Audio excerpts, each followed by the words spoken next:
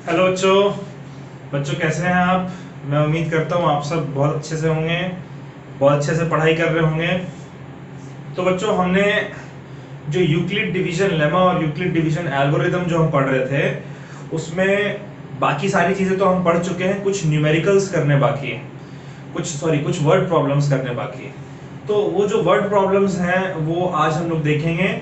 ये word problem आपको NCERT के एक्सरसाइज 1.1 या फिर आरडी शर्मा के एक्सरसाइज 1.2 में आपको मिल सकता है। एनसीईआरटी के एक्सरसाइज 1.1 में और आरडी शर्मा के एक्सरसाइज 1.2 में मिल सकता है। ठीक है बच्चों, तो कुछ न्यूमेरिकल वर्ड प्रॉब्लम्स हम लोग आज देखते हैं अपने एंड से। ठीक है, तो एक क्वेश्चन है, आप मेरे साथ क्वेश्चन नोट करते चलिएगा। क्वेश्चन है कि ये एनसीईआरटी का क्वेश्चन है बच्चों। क्वेश्चन है कि अ स्वीट सेलर हैज 420 काजू बर्फीज। ये एनसीईआरटी का क्वेश्चन है। ठीक है, एनसीईआरटी।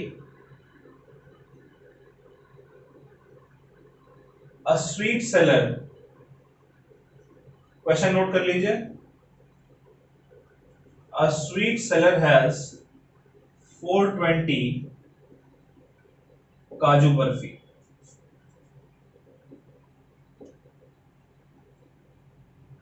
ठीक है, एंड 130 बादाम बर्फी। एंड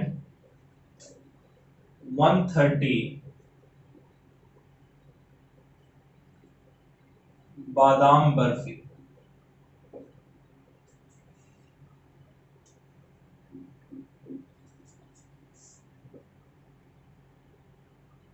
ठीक है, she wants to stack them in such a way, she wants to stack them in such a way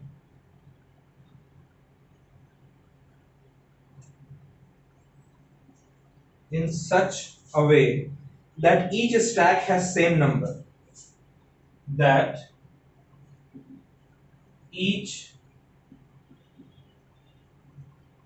stack has same number। ठीक है, what is number of barfi, what is number of barfi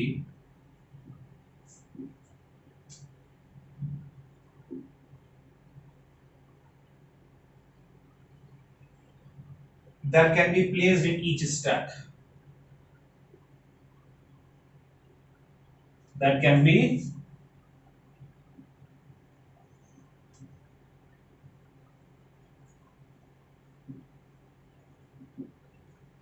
placed in each stack। ठीक है, अब इस चीज को आप समझिएगा।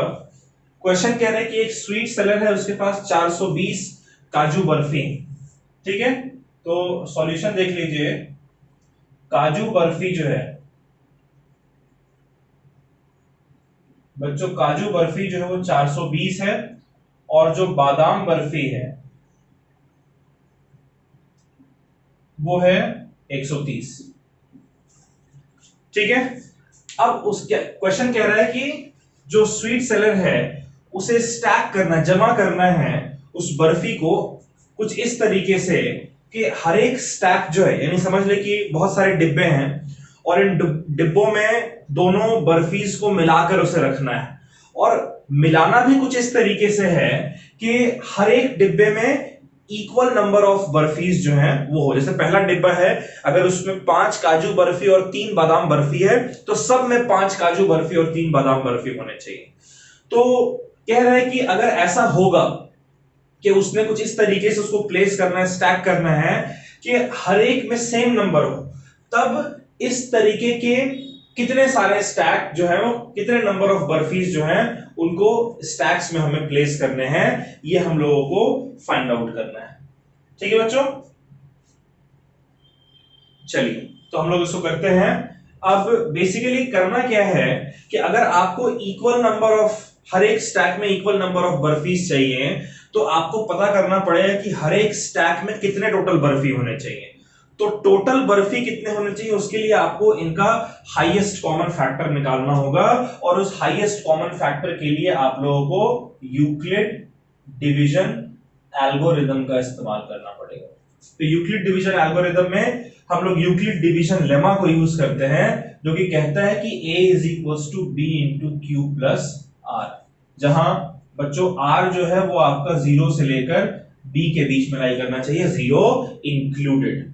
तो ये हमारा हो गया, a की जगह हम लिख देते हैं 420, b की जगह लिख देंगे 130।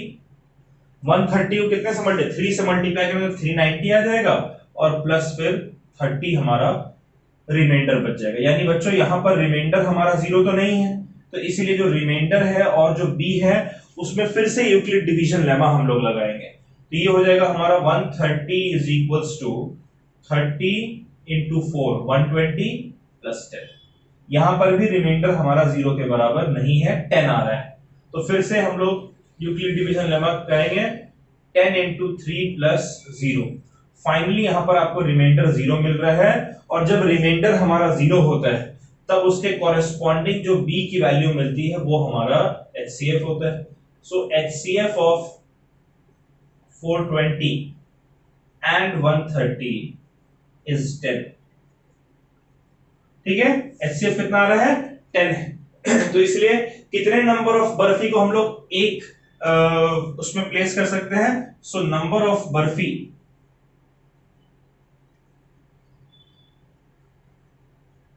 that can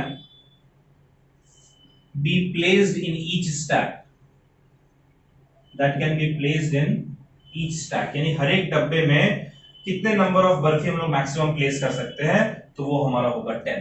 समझिए इस बात को कि अगर 10 से कम बर्फी अगर आप प्लेस करेंगे, 10 से 9 बर्फी 8 बर्फी, तो उस केस में हर एक स्टैक के पास सेम नंबर नहीं आएगा। आखिरी स्टैक जो आपका होगा, सपोज करो 9 बर्फी भर रहा है, तो 9 9 9 9 करते करते आखिरी स्टैक जो होगा उसमें 9 से कम बर्फी आप भर पाओगे, उतने ही बचेगा रिमाइंडर, 9 से कम बचेगा। अगर आप 10 से ज्यादा करोगे, ठीक है, 10 से अगर आप ज्यादा 11 करते हो तो भी आखिरी वाले स्टैक में कम बर्फी होंगे। लेकिन अगर आप 10-10 करते हो, 10-10 का रेशियो होगा, उसमें ये पता लगाने वाली बात अलग है कि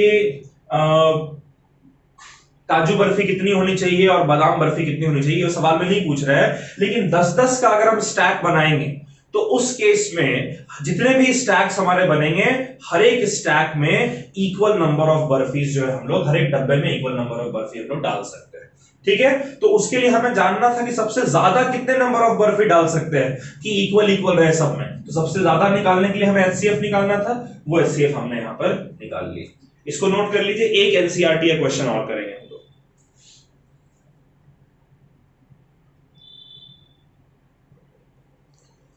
चलिए बच्चों, एक अगला क्वेश्चन देखिए NCERT से।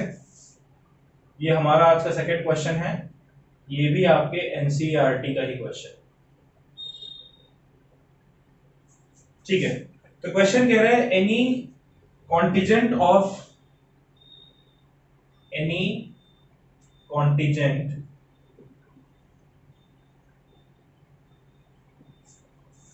616 मेंबर्स, क्वेश्चन नोट करते चले मेरे साथ, of 616 members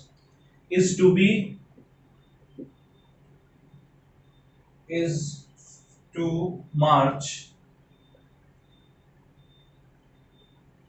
behind an army band of 32 members. An army band of 32 members, ठीक है, in a parade, एक परेड है,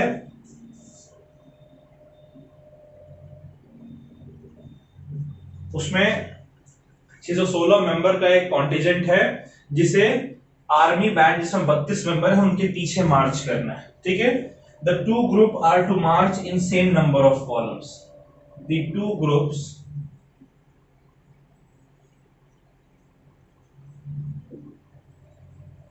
are to march in same number of columns, ठीक है। What will be maximum number of columns, what will be maximum number of columns, maximum number of columns, ठीक है, in which they can march, maximum number of columns in which they can march।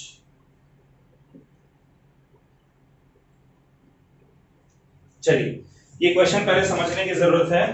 ये question कह रहा है कि दो groups हैं, एक 616 मेंबर का एक ग्रुप है और एक 32 मेंबर का आर्मी बैंड का ग्रुप है। अब करना क्या है कि आर्मी बैंड वाले आगे और ये जो 616 मेंबर का जो ग्रुप है वो उनके पीछे, और उनको कॉलम्स में मार्च करना है। यानी एक कॉलम ये हुआ, दूसरा कॉलम ये हुआ, तीसरा कॉलम ये हुआ, चौथा कॉलम ये हुआ। इसमें आगे आर्मी बैंड वाले के मेंबर्स होंगे और उनके पीछे जो कॉन्टिजेंट वाले मेंबर्स हैं वो होंगे, ठीक है। इक्वल इक्वल सब में करना है, ठीक है।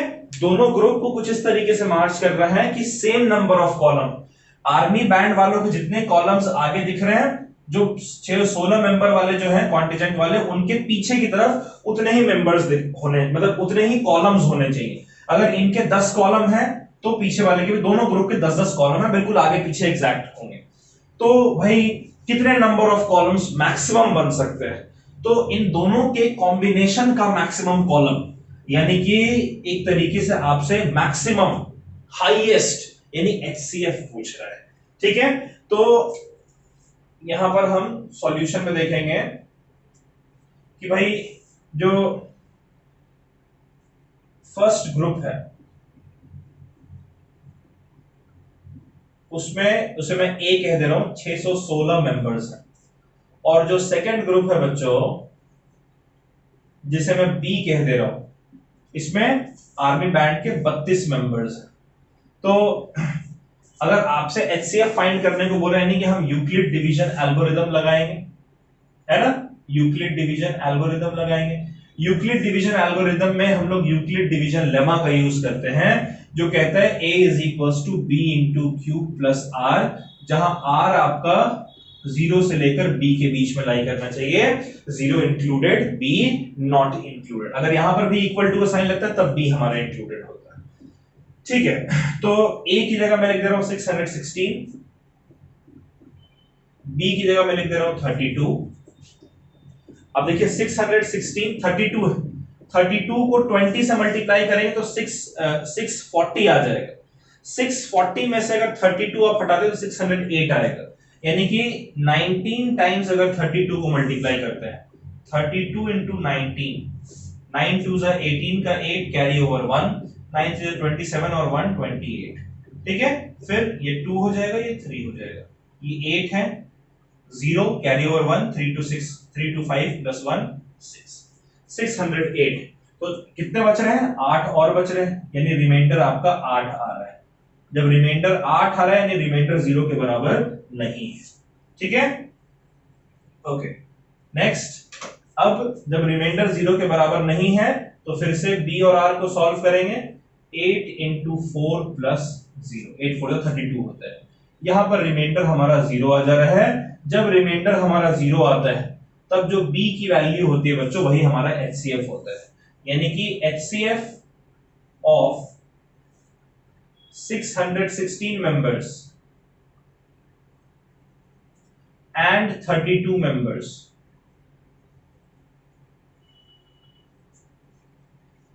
is equals to 8। तो अगर इन दोनों का HCF 8 आ रहा है, इसका क्या मतलब हुआ कि मैक्सिमम नंबर ऑफ कॉलम्स कितने होने चाहिए? 8 मैक्सिमम नंबर ऑफ कॉलम्स होने चाहिए। मैक्सिमम मतलब HCF ही होता है, तो मैक्सिमम नंबर ऑफ कॉलम 8 है बच्चों।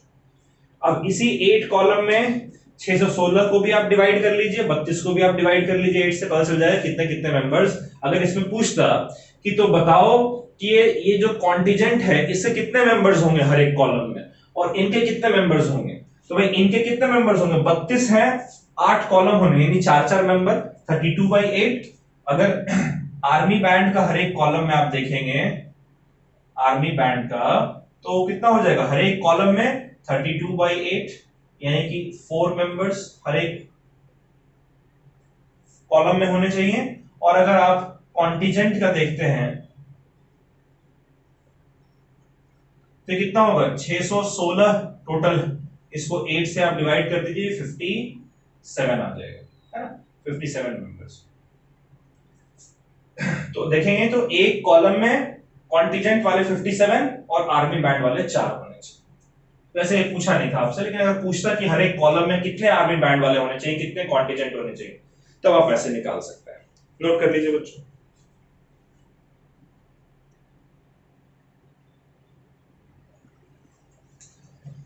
चलिए बच्चों अगला क्वेश्चन देखते हैं।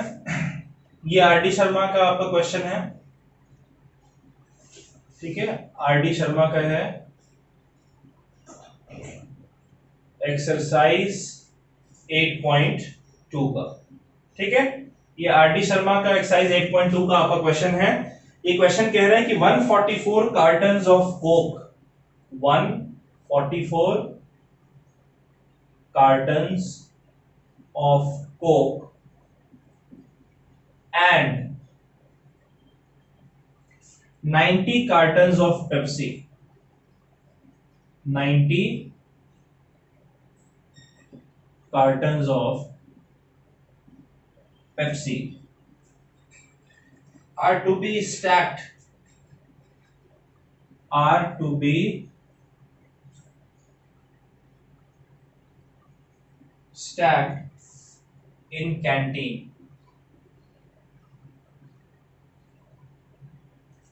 ठीक है। कह रहा है if each stack if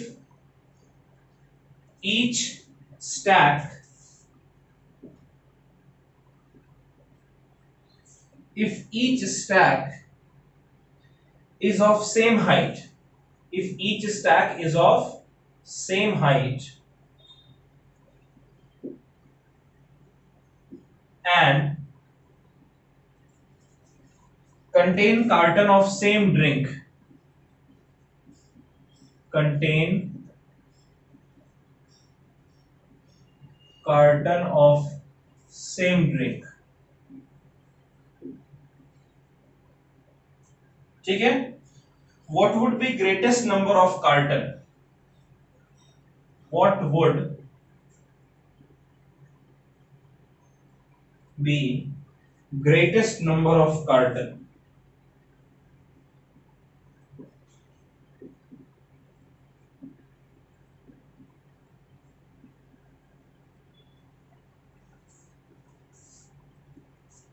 of each stack। ये क्वेश्चन आप खुद से ट्राई करें। क्वेश्चन क्या कह रहा है ये समझ लीजिए। क्वेश्चन कह रहा है कि 144 कार्टन कोक का और 90 कार्टन पेप्सी का उसे हमें कैंटीन में स्टैक करना है। और कह रहा है कि जो एक स्टैक है, इफ ईच स्टैक, एक स्टैक जो है अगर देखें तो हर एक स्टैक का हाइट सेम है, चाहे वो कोक का हो पेप्सी का हो, सब सारे स्टैक्स का हाइट सेम है। और कोई एक स्टैक जो है उसमें एक ही तरीके का ड्रिंक है, एक कार्टन जो उसमें अगर कोक है तो सारे कोक हैं, एक कार्टन है उसमें अगर पेप्सी है तो सारे पेप्सी हैं। अब कह रहे हैं कि ग्रेटेस्ट नंबर ऑफ कार्टन जो हर एक स्टैक में होना चाहिए, ठीक है, हर एक स्टैक में कितने ग्रेटेस्ट नंबर ऑफ कार्टन जो है वो होने चाहिए, यानी आपसे एचसीएफ पूछ रहा है। अब एक बार फाइंड आउट करिए।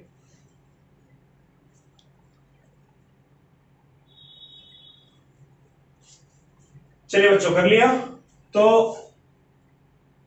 सॉल्यूशन में देखिए आपसे क्या कह रहा है, हर एक क्वेश्चन जो इसका है इसमें आपको एचसीएफ ही निकालना है और कुछ बहुत दिमाग लगाने की जरूरत नहीं है, बस सवाल एक बार समझ लीजिएगा। तो कार्टन ऑफ कोक, क्योंकि ये ज्यादा है इसलिए कार्टन ऑफ कोक को हम लोग कह दें कि ये ए है, इसे 144 कह देते हैं। और उसी तरीके से कार्टन ऑफ पेप्सी जो है उसे हम लोग बी कहते हैं 90 के बराबर। तो यूक्लिड डिवीजन लेमा हमारा कहता है कि a is equals to B into Q plus are, जहां आर आपका 0 से लेकर बी के बीच में लाई करना चाहिए, 0 इंक्लूडेड, बी एक्सक्लूडेड। तो अगर आपको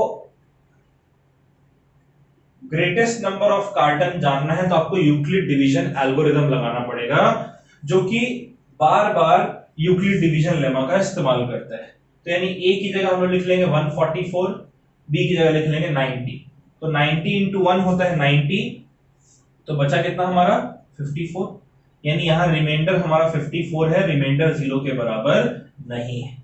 ठीक है, तो 90 और 54 को देखें, 90 हमारा क्या हो जाएगा बच्चों, 54 इंटू 1 प्लस कितना बच रहा है 36।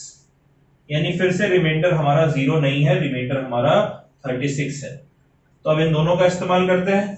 54 हमारा होता है इक्वल्स टू 36 इंटू 1 प्लस 18। फिर से रिमाइंडर हमारा 0 के बराबर नहीं है, इसलिए फिर से बी और आर को यूज करेंगे। 36 हमारा हो जाएगा 18 इंटू 2 प्लस 0। देखिए फाइनली हमारा रिमाइंडर जो है बच्चों वो 0 के बराबर मिल रहा है। तो इसीलिए जो बी हमारा है वो हमारा क्या हो जाएगा, HCF हो जाएगा। तो इसीलिए HCF जो हमारा है वो आया है 18 के बराबर। तो इसलिए ग्रेटेस्ट नंबर ऑफ कार्टन क्या होना चाहिए,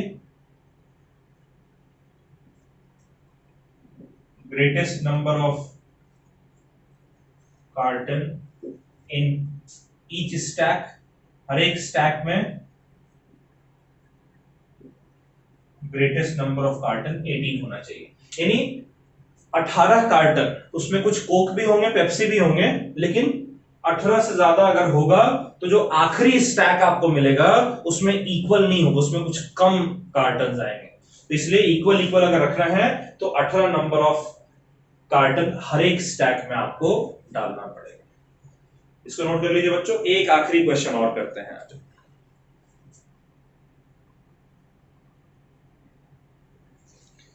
एक आखिरी क्वेश्चन देखते हैं बच्चों, हमारा आज का 4th question.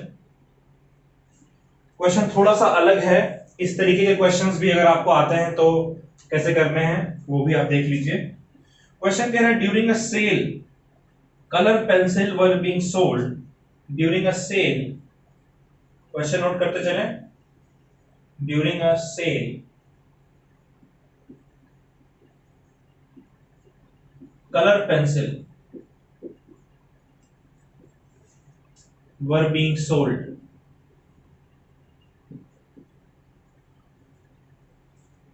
in pack of 24 each, in pack of 24 each, and crayons in pack of, and crayons in pack of 32 each, in pack of 32 each। तो एक सेल है, कलर पेंसिल जो है एक पैकेट है जिसमें 24 कलर पेंसिल है, जितने भी कलर पेंसिल के पैकेट है हर एक में 24 कलर पेंसिल, और क्रेयॉन्स के जो पैकेट्स हैं उसमें 32 क्रेयॉन्स है। ठीक है, if you want a full pack of both, if you want full pack of both,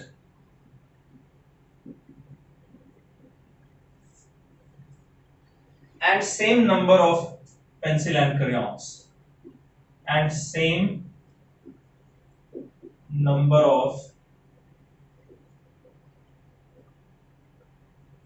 pencil and crayons,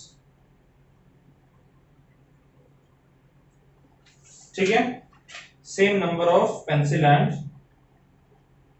crayons, how many of each would you buy, how many of each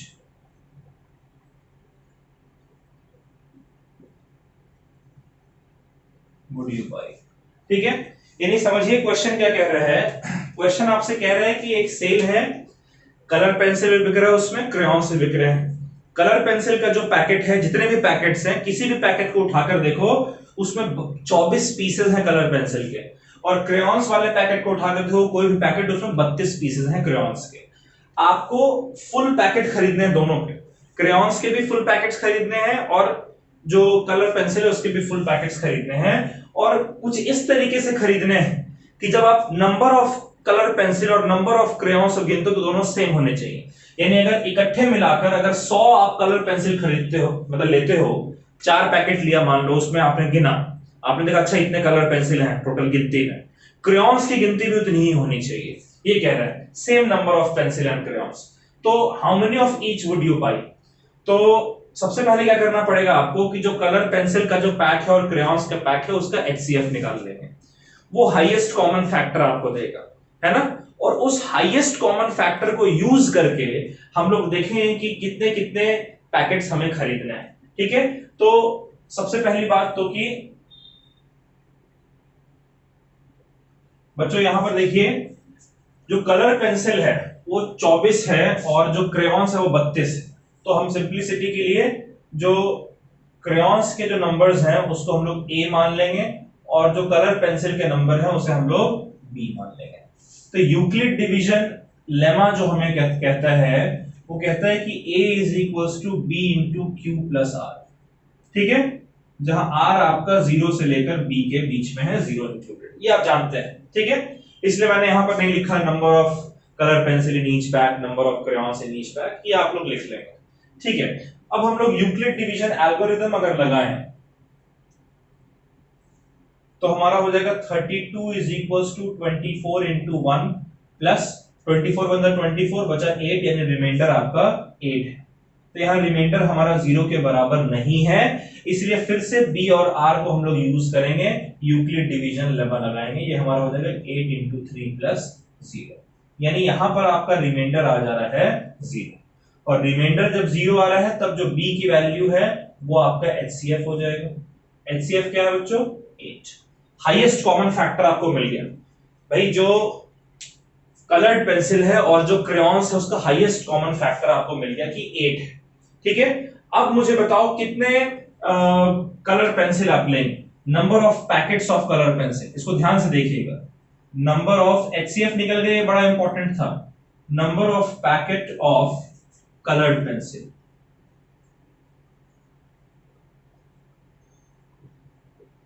तो coloured pencil के कितने number of packet, दोनों को equal करना है ना, दोनों को सेम नंबर्स बनाना है। तो कलर्ड पेंसिल वाले केस में आप क्या करेंगे, क्रेयॉन्स जो है, क्रेयॉन्स कितने हैं 32, उसको आप HCF से डिवाइड कर देंगे। ये आपका आ जाएगा, कितना आ जाएगा, ये आपका आ जाएगा 4 पैकेट। ठीक है, कलर्ड पेंसिल है कितने पैकेट हो गया, 4 पैकेट। जब कलर्ड पेंसिल के नंबर ऑफ पैकेट निकालने हैं तब जो क्रेयॉन्स का नंबर है उससे डिवाइड करेंगे, किस, उसको डिवाइड करेंगे HCF से। और जब आपको क्रेयॉन्स का देखना है, number of packet of crayons pencil,